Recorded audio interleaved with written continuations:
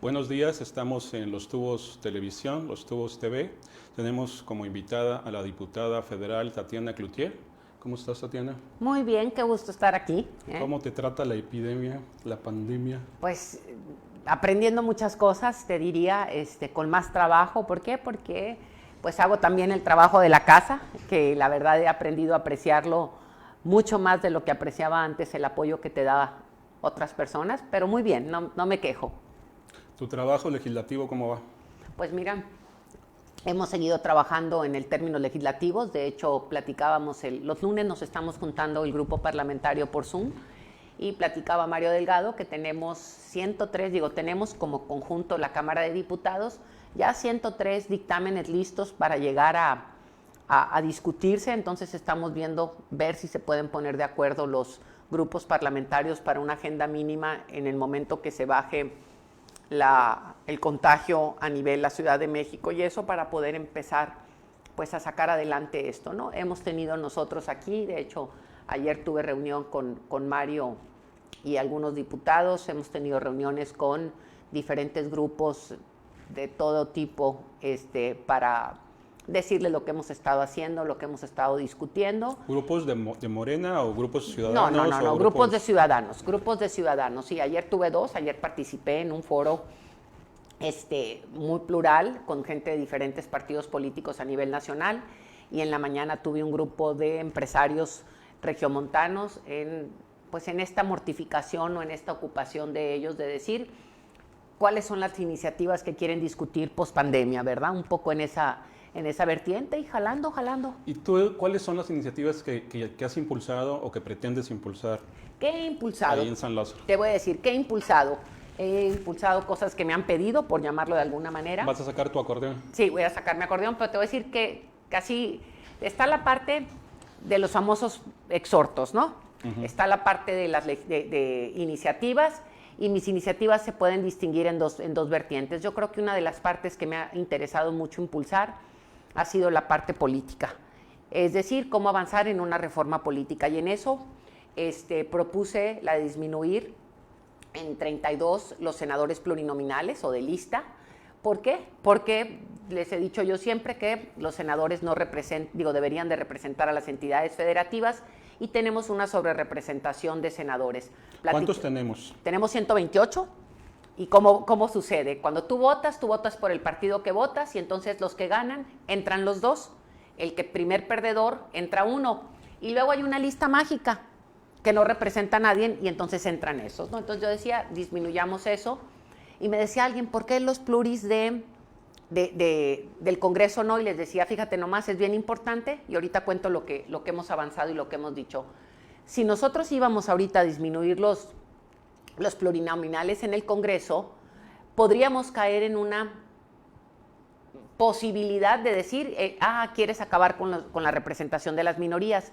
Yo no creo que vuelva a pasar una situación, mientras yo viva por lo menos, en la etapa que me quede a mí de vida, donde pueda haber un liderazgo como el de Andrés Manuel para llevar a una votación como la que se dio con Andrés Manuel, ¿verdad? Sin embargo... Ahí hicieron historia. Sí, pero sin embargo, sí, revisamos la elección, si quitamos pluris, hubiéramos desaparecido mucho más partidos y hubiéramos disminuido a las minorías. Entonces es cómo cuidas la representación de las minorías, uh-huh, y disminuyes el Congreso, que es así. Y por otro lado, si lo hacíamos nosotros iba a estar peor, porque iban a decir, quieres acabar con la representación de minorías. Bueno, platiqué con Monreal, y Monreal me dice, no puedo aventar esa iniciativa sola, haz algo para propuesta del Congreso. Hablé con Córdoba, el del INE, y me decía, con Lorenzo, me decía, baja poco de los dos lados. Me dijo, yo tengo que redistritar hasta el 22 después del levantamiento del censo del INEGI. Entonces me abrió la puerta, y ahorita estamos trabajando una iniciativa para bajar, así como la que tenemos, uh-huh, del Senado, bajar 50 diputados plurinominales y 50 distritos, o ver con qué fórmula, pero aventar una para que podamos disminuir en 100 el Congreso Federal. Esa es una de las tareas. ¿Entraría ya para las elecciones del 21? No, hasta la del 24, pero queda ya ahorita puesta como ahorita. Ahorita la reelección la aprobaron hace 6 años, para que entre ahorita ¿cómo se llama?, en vigencia ahorita. Y yo creo que eso más vale dar el paso a quedarte con que no, y que tampoco se vea como un beneficio para uno o un castigo para tus compañeros para que se animen a votarla, ¿no? Tú tú llegaste por el lado de la representación de Sinaloa. Así es. Entonces tienes un trabajo en la pandemia triple, porque también el de la familia que me estabas diciendo ahorita. Sí, sí, sí. Pero también tienes que representar intereses sinaloenses. Pero como vives en Monterrey, vives en Nuevo León, también con este tipo de cosas, con los empresarios, por ejemplo, y otros grupos, también recoges. ¿Qué es lo que te piden en Sinaloa primero y luego lo que te piden en Nuevo León? Ayer tuvimos una reunión con diputados de Sinaloa y con Mario Delgado. ¿Cuáles eran dos temas principales? Uno de ellos era el tema de el precio, bueno, aquí es el precio técnico de la tarifa de la luz cuando empieza el calor, ¿no? Ese es el gran tema ahorita en Sinaloa. Y el precio del maíz, ¿no? Hubo ahí una discusión con el precio del maíz, porque en otros lugares, bueno, que viene el sorgo y que viene esto, ya el precio de la parte de los agricultores ya se resolvió. La parte de la CFE es la que estamos discutiendo ahorita. Ahorita es como la petición, y luego te vas a peticiones que son muy iguales en todos lados. La dificultad para el ingreso de todos los días de muchos mexicanos y poder comer. Entonces, ¿qué hemos hecho? Hemos apoyado esfuerzos para lo que es consumo local, esfuerzos para fortalecer espacios locales de consumo, tienditas, negocitos, changarritos, claro. Y también pues lo que son despensas, ¿verdad? Que es como el consumo básico. Y aquí en Monterrey, en Nuevo León, el tema es la reactivación. Reactivación económica y mucho enojo. Reactivación económica. Así es. Sí. ¿Y mucho qué dijiste? Y mucho enojo. ¿Sí? Sí. ¿Enojo contra el gobierno, contra los gobiernos, contra qué? ¿Hacia dónde se enfoca ese malestar? Te voy a decir, es un malestar raro, y ahorita me encantaba cuando estábamos fuera de cámara y que decías que para ti la pandemia no ha significado gran cambio, por llamarlo así, en términos de vida, ¿no? Estamos hablando de eso.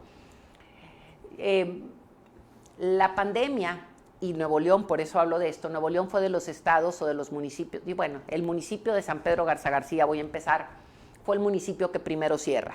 Para bien o para mal, yo creo que para mal, se adelantó a cerrar. Claro. Y como la gente le aplaudió y dijo, wow, qué machito, entonces muchos se hicieron ver muy machitos y empezaron a cerrar, sin ver las curvas o el desarrollo propio de las curvas. El ascenso y descenso. Así es. Y entonces, pues se adelantaron fases, digamos, ¿no? Así es, ¿no? Y al adelantar fases, pero, o sea, son fases económicas, pero la fase del encierro es la misma, porque la temporalidad en la que tú estás encerrado, pues nomás crece. Y entonces ese estar recluido, el estar encerrado, ha generado varias cosas, no aquí en Nuevo León, o sea, al humano, ¿no? Genera, primero que nada, hay todo un pensamiento de temor con respecto a qué viene después. Otro lado, un pensamiento de temor, y si me da y me muero. Y por otro lado, pues el estar encerrados y conviviendo constantemente, a veces en circunstancias... ¿Confinados? Así es, pues está cabrón, ¿verdad? Entonces... ¿Está qué? Está cabrón. Cabrón. ¿No? Así es. ¿Y qué pasa? Hay mucho enojo, hay mucha frustración, esto en general, y ahorita la quiero sumar a Nuevo León, la gente, ansiedad, desesperación, y le sumas a esto el que hay una incertidumbre por la parte económica, pues el enojo crece. Y ahí parecería que no distinguimos qué es gobierno y qué es la pandemia, y los pegamos. Y entonces el enojo se exponencia. Un poco eso es lo que ha pasado. Contra Hugo López-Gatell. Pues digo, Hugo, como dijo, es el mensajero, ¿no? Hugo es el mensajero. Sí, pero Hugo, mucho de eso en las redes sociales va en contra de él. Sí, pero te digo, es otra vez, es el enojo, como que Hugo fuera el culpable de que hay contagios o no. Otra vez, y lo comentábamos con López-Gatell en varias vertientes. Primero, ¿qué nos han dicho todos y no tiene que ver con México? Dicen, normalmente más o menos el 80% de la población se va a contagiar. En situaciones normales, el 10% se podría hospitalizar. Y cuando digo situaciones normales, esto significa si eres una persona sana, si no tienes enfermedades acompañadas de o previas o predisposición, llámese diabetes, llámese hipertensión, llámese problemas renales u obesidad. Exacto. Entonces, dices 10% se hospitalizaría y en esos la recuperación es muy alta si no tienes una enfermedad previa que se asocia con o que viene luego el COVID. Y en estadística, la mortalidad sería 0.5 en situaciones normales. Entonces, aquí es como tenemos una sociedad enferma en términos de estas otras enfermedades. Predispuesta, pero tenemos obesidad. Pero sí, tenemos obesidad, tenemos hipertensión. A eso me refiero, es una diabetes, sociedad enferma, a eso claro. me refiero.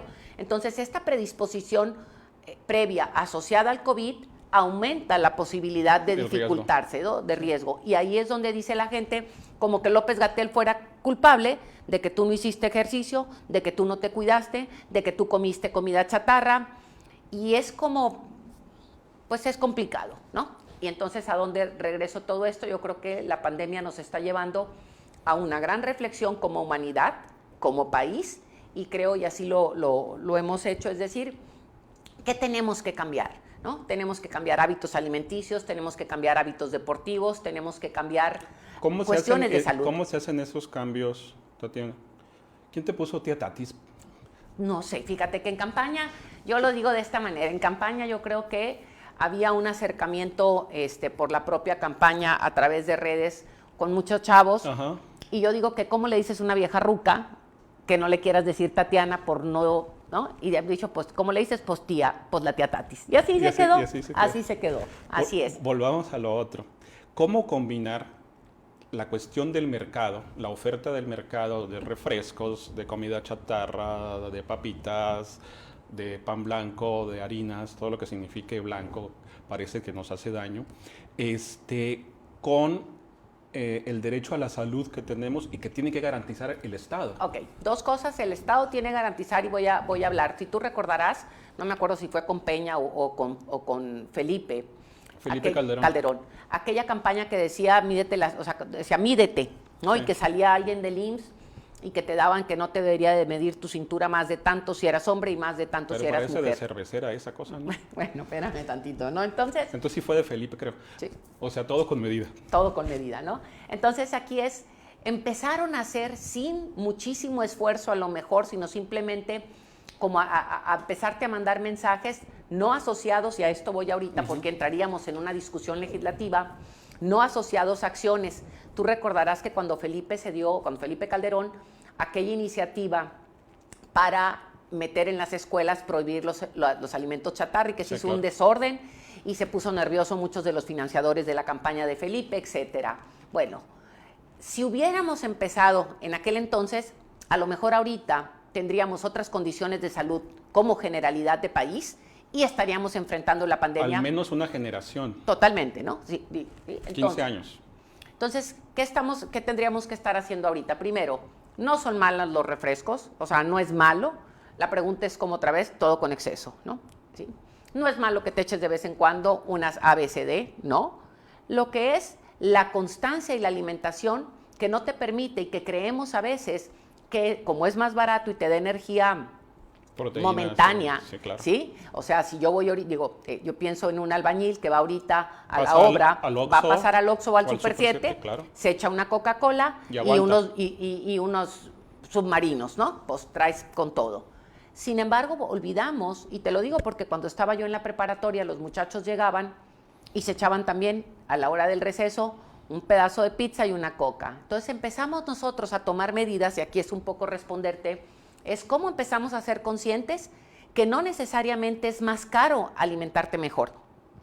Y por eso te diría, en lo local, cuando tú consumes cuestiones locales, ahorita lo platicábamos también antes de entrar a cuadro, ¿no? Decías, puedes empezar a comer cosas más saludables si tú comes acelgas, los propios frijoles, el huevo, la tortilla de maíz, no tiene que ser la de harina, aunque estemos en Monterrey. Tú puedes empezar a consumir los nopales. El nopal es una cosa súper barata y súper rica en nutrientes. Sí puedes tener las ¿cómo se llaman? Las lentejas. O sea, hay una serie de cosas. Lentejas, garbanzos, todo ese tipo de cosas que son muy baratas. Así es. Y que no las consumimos. No las consumimos porque no hemos hecho la cultura esa y pensamos que te acordarás aquella, por no sé si cuántos años tendremos, yo tengo 5'5", pero aquella pirámide, ¿no? Decía, come leche, carne, huevos y chocomil, ¿no? Bueno, pues nos quedamos con esa idea mucho. A los hombres no se les pregunta la edad. Bueno, pues entonces te digo, creo que tenemos que cambiar este modelo y empezar a entender que pero tenemos ¿cómo que... hacerle? El asunto es el cómo. Yo te digo, nosotros, o sea, ¿cómo hacerle primero? Y ahorita me meto a la parte legislativa. ¿Cómo hacerle? Yo digo, la mamá, el papá que me está viendo, el chavo que ya sabe y que tiene responsabilidad, oye, es simplemente empiézate a tomar, o sea, cómete tu pepino, si a media tarde quieres comer algo y andar, ¿sí? Cómete un pepino con chile, limón y sal, cómete una zanahoria. Jícama. Así es, ¿no? O sea, y más, el calor aquí amerita eso porque hace mucho calor. Entonces puedes comer cosas más frescas. ¿Cómo es? Empezando a ser consciente más cuando vas al mercado. Cuando vas al mercado, ahí te pones, ahí está la señora con las cosas, escoge lo más, o sea, no es más caro, necesitamos es meter más barato. Así, necesitamos meterle más vegetales, necesitamos meterle más verduras, necesitamos comer más fruta y meterle a las leguminosas. ¿Cómo? Con esta conciencia. De hecho, me tocó en una reunión, el presidente le decía a López-Gatell que había que empezar ya a hacer esto público, la promoción, y me meto a la parte legislativa. Lo que no se aprobó aquella vez de los productos chatarra, ¿qué aprobamos nosotros ahorita en la Cámara de Diputados? El famoso etiquetado. El etiquetado ahí dice si funciona, no funciona, nos va a hacer cambiar o no. Bueno, te va a alertar por lo menos de ciertas cosas, ¿no? Y cuando es con los cigarros. ¿Cómo se dio la votación de esa parte? O sea, te voy a decir, ¿quién apoyó y quién no apoyó? Fue, casi te digo que fue de todos. ¿Cuál era la discusión? Porque luego también hay mucho cabildeo, mucho lobby de las grandes compañías que estaban en contra del etiquetado. Te voy a decir, es que hay dos cosas con el etiquetado y te voy a decir, me tocó platicar con este tema con Vanessa Rubio del PRI, y Vanessa decía algo con respecto al etiquetado. Me decía, el etiquetado, dice, yo soy diabética, y no me estás poniendo no sé qué tienen que consumir los diabéticos, o sea, no pueden consumir más arriba de no sé qué cosa de los azúcares. Me decía, a mí no me estás dando información para yo saber si consumo eso o no. Entonces ella pedía que había que tener otro tipo de información en el etiquetado, no solamente más grande, por llamarlo así. Entonces no solamente es etiquetar. Ahora, ¿cómo votamos? Hay muchas discusiones. La pregunta, ¿sí queríamos un etiquetado frontal? ¿Sí? La pregunta es cuándo lo empezabas a implementar, para darlos el proceso propio de cambio y los ajustes que se tienen que hacer y que no fuera de una y de sopetazo.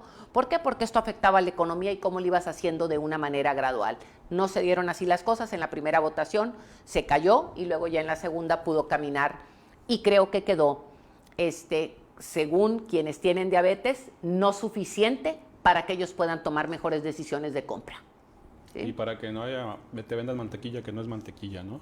Bueno, aquí te ponen, sí, con esto de productos light o productos saludables. ¿Qué es eso, verdad? Ya yo creo que hay mucha mercadotecnia y hay mucho engaño subliminal en esto, ¿no? Y aquí es donde uno tiene que regresar a decir, ¿dónde está? Entre menos información me pongas, pero que sea la información que es, ¿no? Correcta, ¿no? Así es. Porque al final de cuentas es lo que pide el consumidor. Pues totalmente. Y al final de cuentas, uno como consumidor, yo lo escribí en uno de mis libros, tú tienes el derecho a tener la información. Es decir, quiero saber si los tenis que me estás vendiendo, cualquier tipo de marca, hay trabajo infantil atrás de eso o totalmente, no. Totalmente. Porque ¿sí? Yo soy el que voy a decidir. Nomás pónmele libre de trabajo infantil, ¿no? Exacto. O sea, o cualquier otro tipo de cosas. Sí. Relacionada con ropa, relacionada con alimentos, relacionadas en general con el consumo. Fíjate, me voy a Sinaloa otra vez, si quieres. Me voy a Sinaloa. No me digas eso. No, espérate, voy a... Tanto que te queremos aquí y tu corazón está en Nuevo León. No, mi corazón está en Nuevo León y aquí estoy, pero te voy a platicar un poco de Sinaloa con esto del trabajo infantil. En el campo, ¿no? Sí. En el campo viene gente que trae normalmente del sur a recoger las cosechas, traen niños. Y ya ahí hay una norma de la OIT de que niños no pueden trabajar, etcétera, etcétera. Sin embargo, te pagan a destajo. Y como se paga a destajo, si tú como rancho no contratas o no aceptas a los niños, los papás se van a otro lugar y no consigues gente. Entonces es ahí como un círculo virtuoso, les digo yo. Y que dices, bueno, que los niños vayan a la escuela, que de cierta edad para abajo no los estés metiendo a trabajar, pero por otro lado te dicen mucho la autoridad no hace lo propio y no vigila. Y como no vigila, a mí me pones en una desventaja porque si yo no acepto al papá con el niño, el papá se va a ir y no va a tener quien me levante. Entonces es toda una parte de tenemos que entender y empezar a hacer una conciencia muy de camino largo y como dices tú, el consumidor decide. No se me olvida, vi la película de César Chávez, esta película maravillosa que hace de la lucha que hicieron en California, ¿no? Sí, los trabajadores. Y ahí con lo de los trabajadores dices tú, yo elijo, ¿no? Yo elijo, si me das información, el consumidor es el más poderoso de todos y el consumidor tanto en la parte electoral como el consumidor en la parte cotidiana. El ciudadano. Porque tú decides como ciudadano qué compras y qué no. Que es uno de los cambios que tiene que darse como humanidad y que puede darse con esto de la pandemia, cuando el consumidor se vuelve ciudadano. Es decir... ¿Qué apoyas? Exactamente. ¿Qué es lo que vas a apoyar tú como consumidor? Porque muchas de las grandes empresas dicen, no, pues no compres lo pirata y no compres lo pirata, etcétera. Pero el consumidor es el que elige al final de cuentas. Y aquí nosotros en el grupo, ahorita te diría, en el grupo parlamentario estamos apoyando mucho ahorita y haciendo promoción para consumir lo local. Y cuando decimos lo local es fortalece, te decía... La tiendita de la esquina. ¿Qué hicimos? Por ejemplo, algunos diputados y diputadas, compañeros, nos juntamos, por ejemplo, para el Día de las Madres, ahorita vamos a hacerlo para el Día del Padre, y dijimos, a ver, dice uno, oye, voy a regalar 300 ceviches, ¿sí? 300 ceviches de don José, que tiene una cevichera en la esquina en Guadalupe. Entonces, ya sabes, entonces es una manera de fortalecer al negocito local.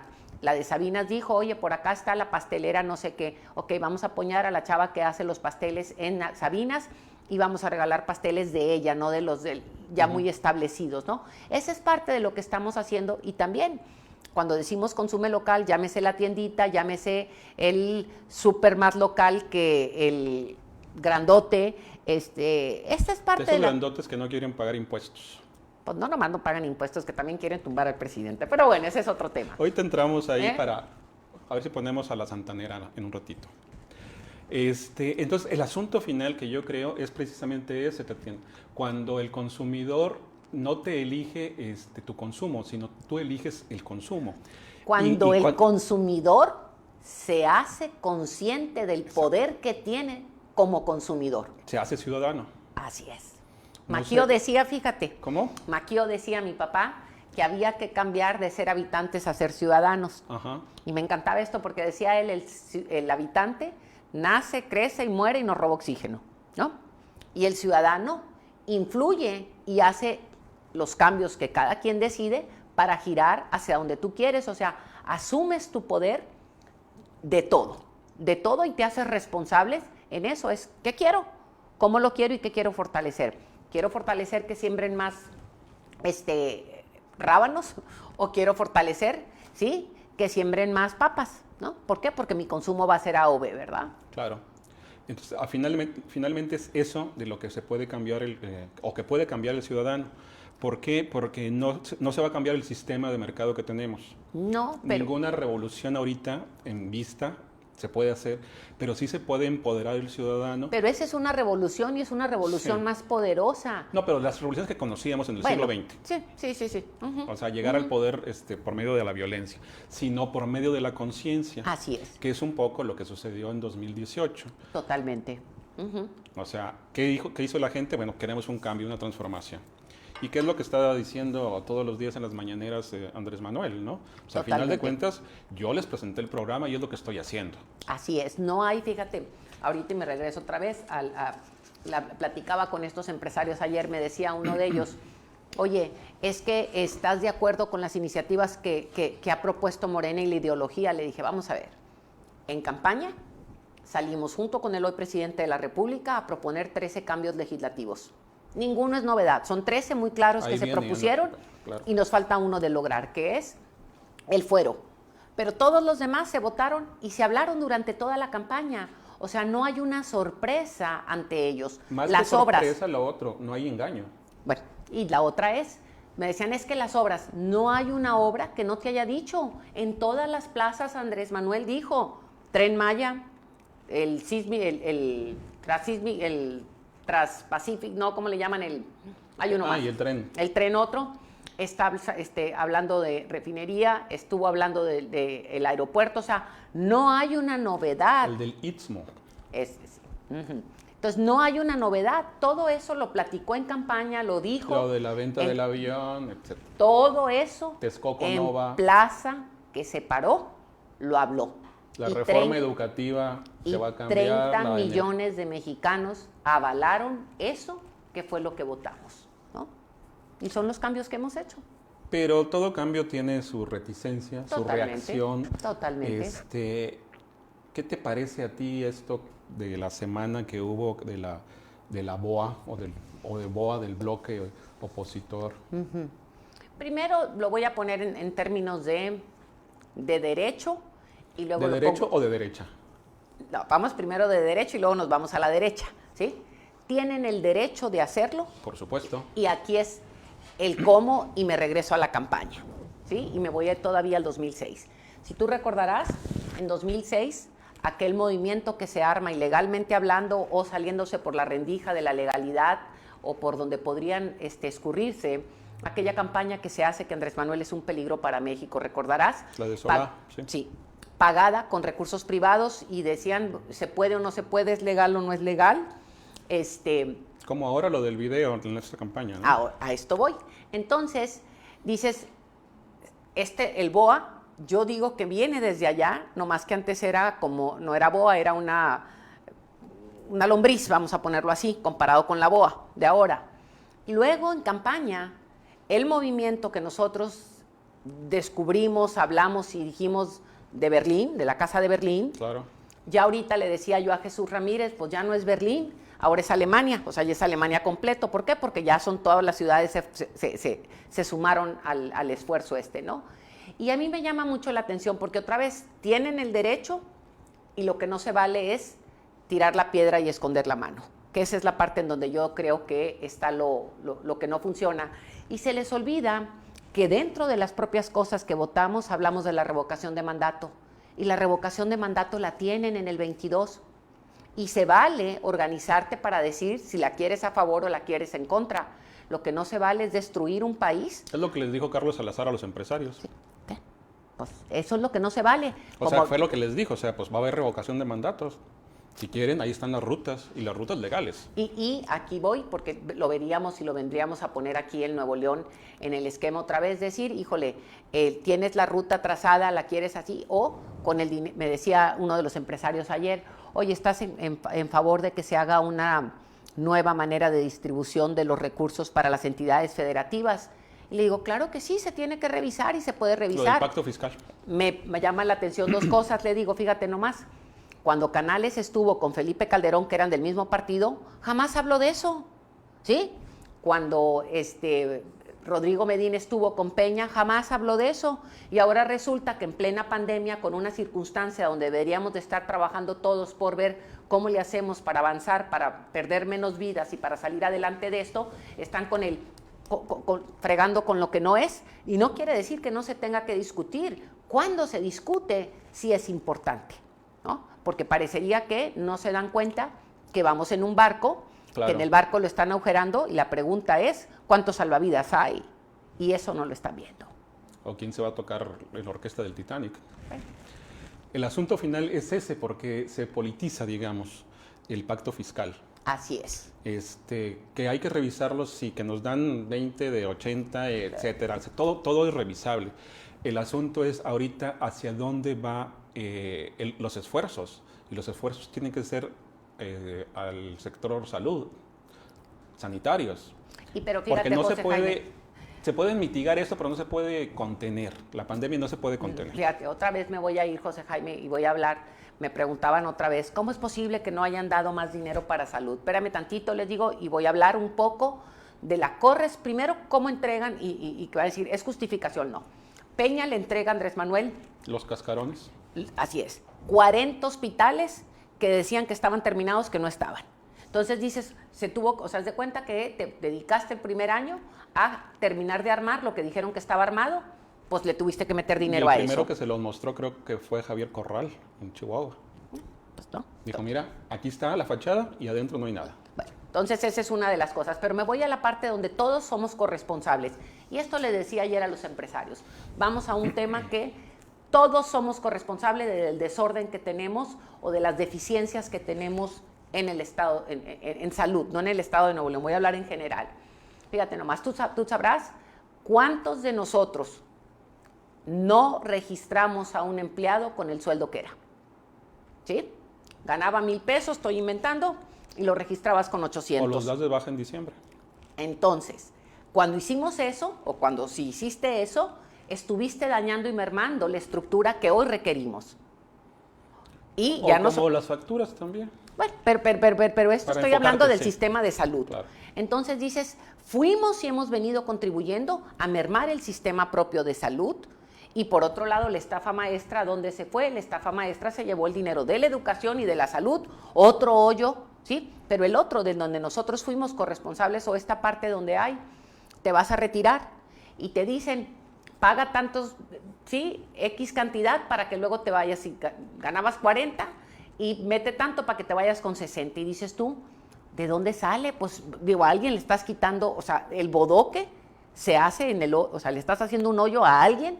¿Por qué? Porque no hay economía que dé. A esto es a lo que me refiero, que lo que nos está mostrando la pandemia es la posibilidad de entender que cuando cometes un acto de corrupción o te friegas en alguien, te estás fregando a ti mismo.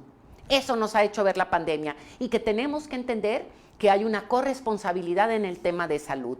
Y la salud nos conviene a ti y a mí para que a todos nos vaya mejor. Es decir, si tú te portas bien en términos de salud, ahorita si te pones tu tapabocas y guardas las sana distancias y etcétera, eso nos va a beneficiar a otros porque nos vamos a contagiar menos. Si tú me sirves las cosas bien y me dices que tiene mi producto que yo voy a consumir, yo elijo con libertad. Si tú no me adulteras el X cosa, yo voy a poder consumir con libertad. Vaya, creo que es un tiempo maravilloso que nos está permitiendo la pandemia para voltear a vernos, para decir qué tengo que cambiar en lo individual para poder cambiar en lo colectivo. Crecer en responsabilidad, ¿no? Totalmente, hacerte ciudadano. Y la responsabilidad precisamente es esa, es compartida, porque si no, no hay responsabilidad. Totalmente. Todo lo que has dicho ahorita en términos sanitarios es la responsabilidad mía corresponsable de la tuya. Y aquí otra vez me meto a esta parte de la corrupción. A ver, los que trabajan en esas instituciones, y te acuerdas que en algunos lugares ha salido que se robaban las medicinas, que esto... Sí, iba a hablar de las farmacéuticas, ¿sí? También. Entonces dices, ¿por qué no se compraban fármacos del exterior? Así es, entonces dices tú, a ver, vamos viendo, ¿sí? La trazabilidad que tiene que tener el producto para desde que hace la receta el médico para que llegue al paciente. Uh-huh. Si alguien, ¿te acuerdas? Me acuerdo aquí hubo un reportaje hace algunos años donde en una de las clínicas se cruzaban y mandaban los productos enfrente y comprabas el producto enfrente. Entonces aquí es, a ver tú, desde el espacio donde estás, llámese almacenista, llámese médico, llámese paciente, llámese proveedor, ¿cómo le entraste a crear el caos en el que hoy estamos? ¿O cómo contribuiste, como lo platiqué ahorita, de quien pagaba para que pudiera cumplir como patrón o como empleado con las cuotas? ¿Cómo contribuimos a esto? Y esa es la gran oportunidad que nos permite esto voltear a ver hoy y decir, ah, caray, ¿sí? Le hice un hoyito o le hice un hoyote, ¿y cómo voy a corregir para que no pase esto? Claro. Y además esa doble moral de aquellos grandes empresarios, no todos por supuesto, pero que pedían, bueno, es que el comercio informal no paga impuestos. Pues sí, papá, pero a ti te lo están condonando. No, pues digo, pues nomás ve las cantidades que acabamos de ver ahorita que se están pagando. O sea, dices tú, ¿de dónde saco ceros? ¿No?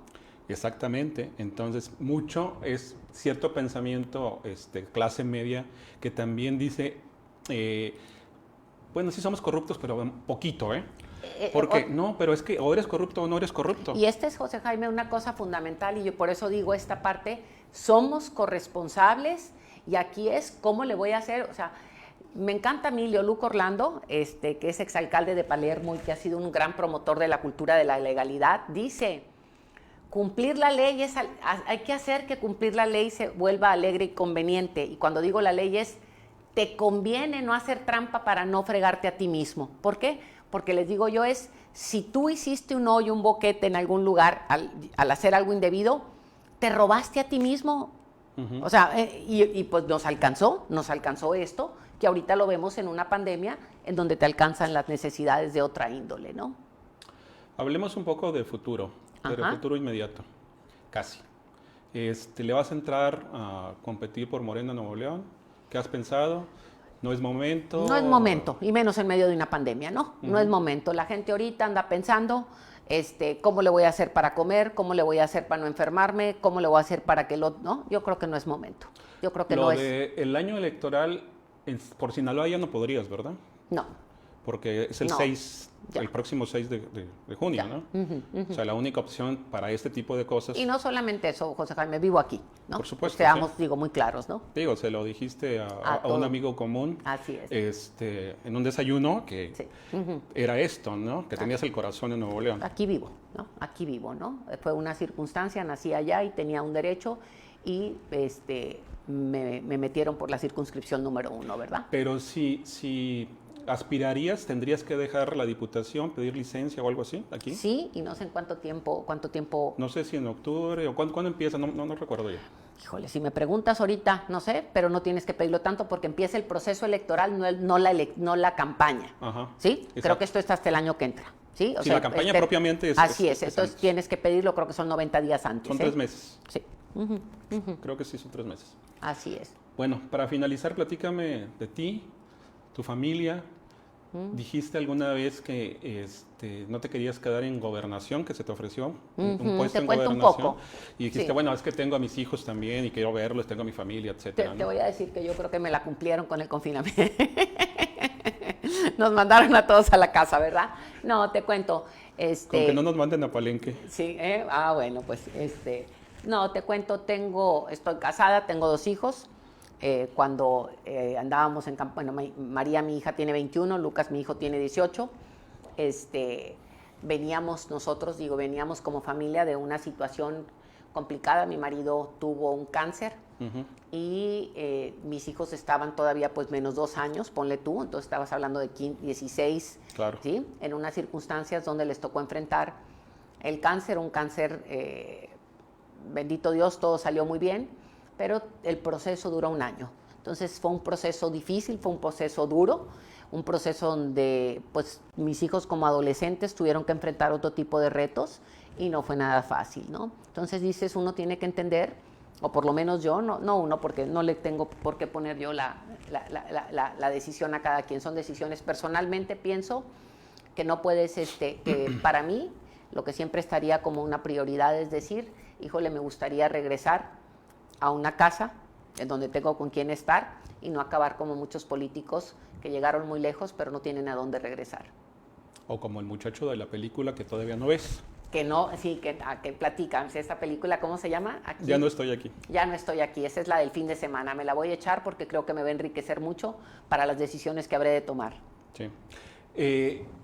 ¿Cuántos años tenías cuando se vinieron a Nuevo León o te viniste a estudiar? Yo me vine a los 18 a estudiar la carrera.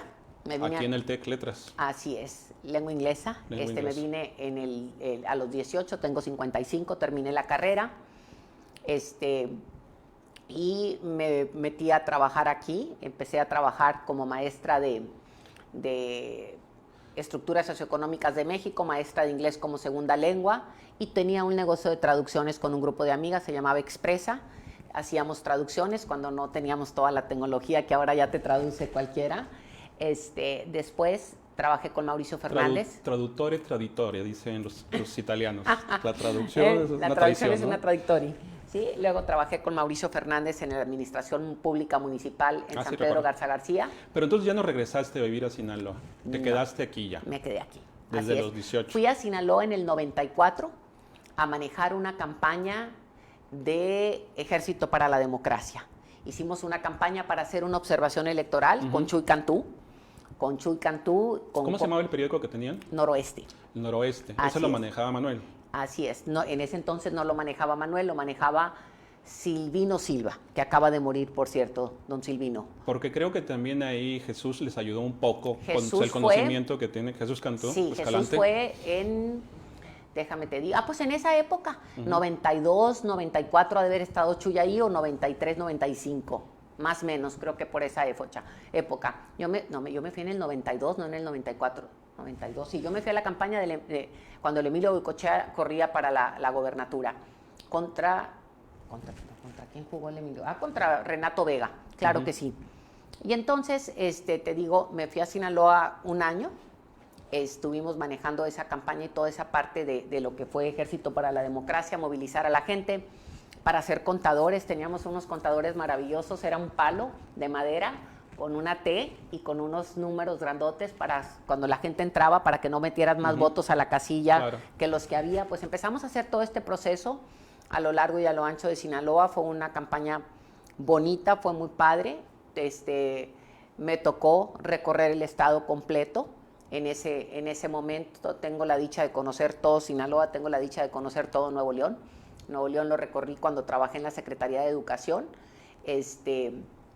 Con Judith Díaz lo recorrí también cuando fui diputada en la legislatura del 2003 a 2006. Y pues te digo, luego trabajé 3 administraciones, trabajé en San Pedro, trabajé en servicios primarios, trabajé en educación y deportes y en asentamientos humanos. Luego trabajé en la Secretaría de Educación en el Estado en 4 años. Luego me salí, me vine a fortalecer el trabajo ciudadano y luego trabajé en una universidad como directora de preparatoria y... En la metro. En la metropolitana, así es. Oye, ¿qué te decía Maquillo cuando te metiste a política? No me tocó. ¿No te tocó? No me tocó. Fíjate, te voy a decir. De hecho, mañana cumpliría años. ¿Él? Mañana cumpliría años y cumplirían mañana años. Es 13. ¿No? 13 de junio. Así es, y cumplirían años de casados mis papás. Entonces ya no te tocó tu trabajo, tu activismo político con Maquillo. Mi papá muere en el 89 y yo entro a trabajar, o sea, me tocó acompañarlo en la campaña de 86 en Sinaloa, me toca acompañarlo en la campaña de 88, muere en 89 y pues yo empiezo a trabajar en la administración pública en el 89. Pero su figura te tocó en su sentido de activismo, de compromiso ciudadano, etc. Totalmente. Digo, fíjate, yo creo que esta es la parte que ahorita hablábamos del poder ciudadano. 2 cosas hacía y aprendí yo mucho de Maquillo. Esta parte que yo te digo de ser habitante a convertirte en ciudadano. Maquillo nos decía, cuando no le abrían los medios de comunicación, él dijo, como consumidores tenemos que hacerles ver que yo como consumidor, ya no se usa así porque pues ya tenemos el internet, pero le prendo, le apago al radio, compro productos, hizo una campaña preciosa en Mérida, donde le pidió a la gente, porque no le abrieron un medio de comunicación, que le hablaran a los anunciantes de que tenían metido dinero como anuncios en esa estación de radio para decirles que si no le abrían la radio le iban a dejar de comprar los productos. En Mérida la gente entendió el poder del consumidor. Le empezaron a hablar, le habló por teléfono el dueño de la radiodifusora y le dijo, ven a una entrevista porque me estás quebrando. Ese es el poder que tenemos que entender, que tenemos como ciudadanos, como consumidores, como votantes, como compradores de lo que queramos, ¿no? Y esa es una de las grandes cosas que aprendí de Maquillo. La otra que aprendí también muchísimo de él y que me movió es que las cosas van a pasar si tú haces que sucedan, ¿no? Él decía, el de arriba siempre pone su parte. Entonces la pregunta es, ¿qué haces para que las cosas se muevan hacia donde tú quieres? ¿O te vas a quedar en la queja constante? Las provocas también para que sucedan. Y ahí es donde yo tomé una decisión de vida, en donde yo digo, no me quejo de lo que no estoy dispuesta a cambiar. Entonces, ¿me quejo poco o hago mucho? Y me ha servido como una fórmula de vida muy fácil. No soy de quien vive en la queja constante. Y si me quejo de algo, es decir, híjole, ya la cachaste la queja, vas a hacer algo, mejor cállate. Y tomo decisiones a partir de ahí. ¿Por qué el mote o el sobrenombre de Maquillo? Pues de estas cosas que pasan en la vida que yo creo que no tienen mayor Por eso te preguntaba también lo de tía Tatis, o sea, que salió en la campaña. Mi papá se llama Manuel. Claro. Y le decían Manuelito de chiquillo, Manuelillo. Y su hermano, mi tío Coco, no podía decirle, y entonces le decía así como que el corto y se quedó Maquillo. Así fue como ¿sí? Una cosa circunstancial, así es. ¿Qué es lo que más te entusiasma? ¿Qué es lo que más me entusiasma? O de las cosas que más te entusiasman. Te puedo decir, me encanta, me entusiasma mucho levantarme a ver un amanecer, me entusiasma mucho levantarme a tomar café y correr. Eso me encantó, caminar, hacer ejercicio. ¿Cuánto haces kilómetros? Hago por tiempo, media por tiempo. hora, sí. Pues, Hay que hacer 40 minutos, más Hago- o menos, hago media. en caminata de resistencia inclusive, ¿no? hago media, ¿sí? ¿Qué, tiendes a deprimirte o no? No, no. La verdad es que el ejercicio, y me regreso otra vez al tema de la pandemia y del sistema inmune, ¿no? El ser consciente, yo creo, de que la necesidad de cuando tú sales y te oxigenas, cuando de hecho hay un libro maravilloso ahorita que... El oxígeno... de la oxigenación, pero también que te dicen que mucha de la depresión se cura yendo a la naturaleza, ¿sí? Santiago Pando, que tiene una película maravillosa que se llama Escapando, te habla de todo esto de los baños de bosque. Los japoneses están curando o te están recomendando, vamos a ponerlo así, que vayas al bosque, que vayas a caminar, y yo creo que aquí una de las cosas maravillosas que tendríamos que estar aprendiendo es, y aquí vendría el tema de la depresión, hay mucho camino ahorita, o muchas situaciones. La segunda causa de muerte en los jóvenes antes de la pandemia era el suicidio. Y va a ser, yo creo, la primera si no hacemos algo al respecto. Yo creo que los jóvenes tendrían que estar más conscientes de una mejor alimentación, de ponerse a hacer ejercicio.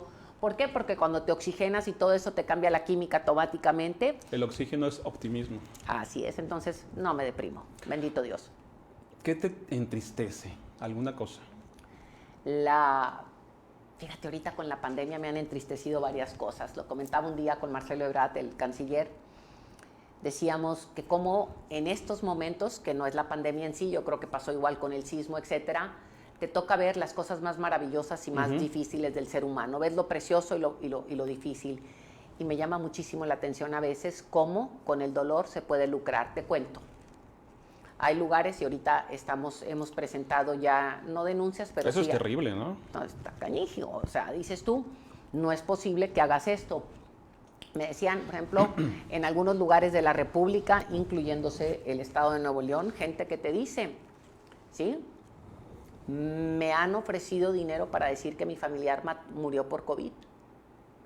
Entonces dices tú, ¿cómo? Entonces no puede ser, eso Y me gente entristece. a la que le crees. No. Con nombre, apellido todo. No. Sí, no, porque cuando empiezan a decir, Sí. yo he aprendido a esto, o sea, este jueguito de las fake news, de me dicen que se dijo, que le dijeron quien le dijo, tacanijo, yo no le compro a esto, no le digo, a ver, dame información, ¿no? Y tengo casos concretos, ¿no? Y los pasamos ya donde teníamos que pasarlo, pero eso me entristece que se juegue con eso, que se juegue y se abuse del dolor humano, me entristece que se juegue y se abuse de la necesidad humana. Y eso me entristece, eso me duele. ¿Qué te encabrona? ¿Qué te causa malestar? Sí, que me encabrona, te voy a decir, esta parte de las fake news. Okay. O sea, por ejemplo, ahorita, no, fíjate, no sé si sea esa, te voy a decir, entre las fake news y el que tengas el conocimiento para tomar decisiones o análisis más profundo y te hagas pendejo. O sea, eso me duele, ¿no? O sea, me molesta. Por ejemplo, te puedo decir de eso de que te llega de repente una información desvirtuando una cantidad de cosas y te dicen, oye, es que esto, y le digo, a ver, vamos a descifrarla, ¿no? Que no te tomes los momentos para descifrar. Para decodificar y todo, ¿no? Sí. ¿Qué me quieren decir y qué es lo real? Así es, ¿no? Y esa parte me molesta. ¿Tu maldición, palabra altisonante que usas más o preferida? Ah, chingado. Ah, chingado. Y así, con esa gestualidad. Sí. Oye, pues qué bueno que estuviste con nosotros. Al contrario, encantadísima. Próximamente te invitamos otra vez. Encantadísima. ¿Sí?